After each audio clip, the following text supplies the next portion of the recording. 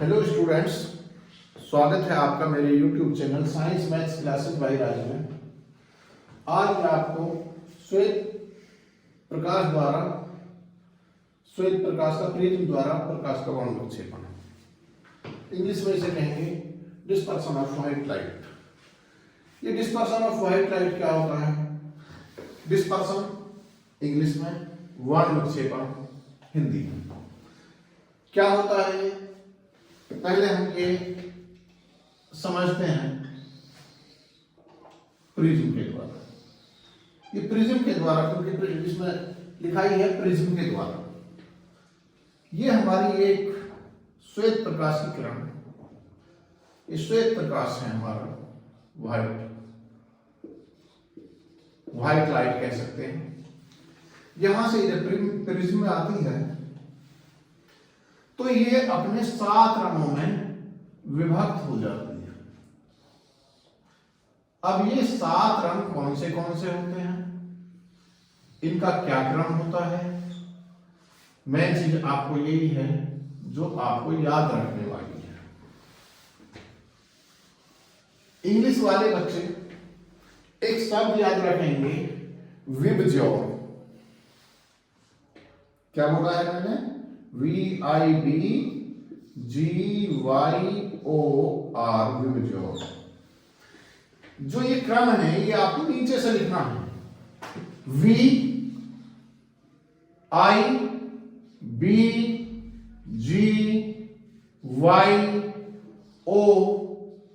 और R, विबज्योर। English Hindi वाले दोनों रख सकते हैं, लेकिन हिंदी वाले यदि नहीं रखना चाहें तो वो इसके लिए लिख सकते हैं बैंजनी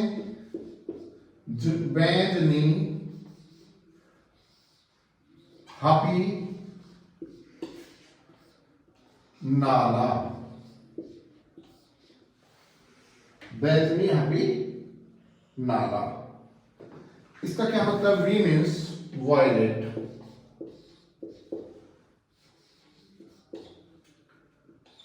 I means indigo और B means blue, G means green, Y means yellow, O means orange और R means red। ये सारे कलर हैं। यानी श्वेत प्रकाश की किरण जब प्रिज्म से बाहर निकलती है तो वो अपने इन रंगों में विभाजित हो जाती है। इसका मतलब ये है कि जो श्वेत प्रकाश है वो इन 7 कलर से मिलकर बनता है। इसका मतलब बैंगनी,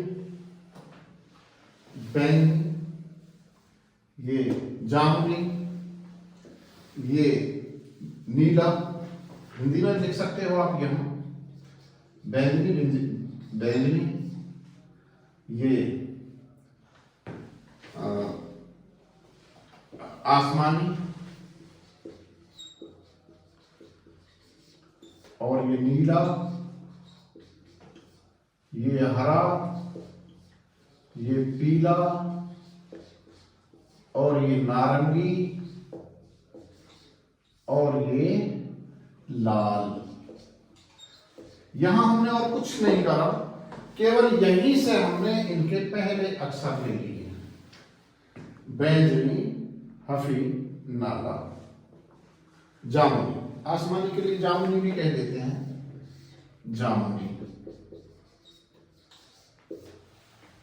तो ये हमारा बैंजनी हफी नाला। अब ये नीचे से लिए जाते हैं और इसका वर्ण विक्षेपण का मतलब है कि ये जो श्वेत प्रकाशन की किरण है ये बाहर निकल के अपने रंगों में विभक्त हो जाती है और इसमें इनका विचलन होता है। ये फैलते हैं कलर।